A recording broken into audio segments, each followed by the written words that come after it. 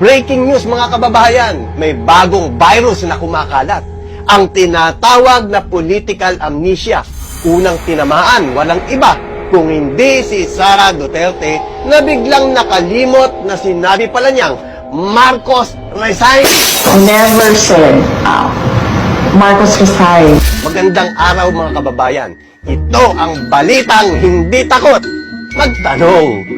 Kamakailan lamang dinidinay ni Vice President Sara Duterte na sinabi niyang Marcos resign. Ayon sa kanya, gawa-gawa lang daw ito at fake news ang lahat. Pero teka lang, nakalimutan yata ni Madam na may mga video, may mga recording at may mga rally kung saan siya mismo ang nagsisigaw ng Marcos resign. Bakit ba kailangan resign?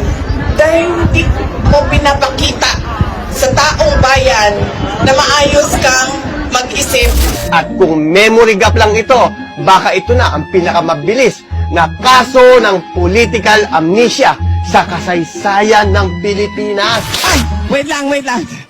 Oh, pa-resign na nato na si Marcos, ma'am.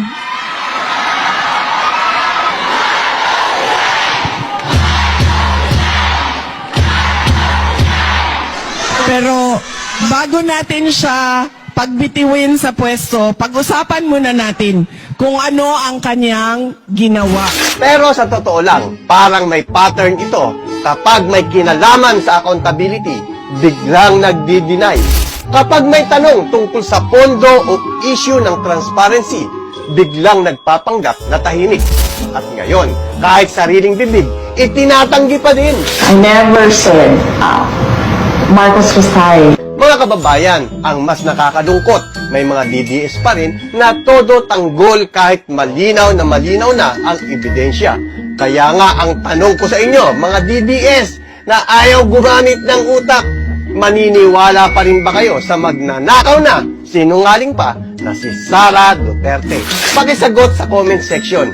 At kung tama ang sagot mo, baka ikaw na ang susunod na makakatanggap ng libreng utak giveaway. Hanggang sa susunod po, love you!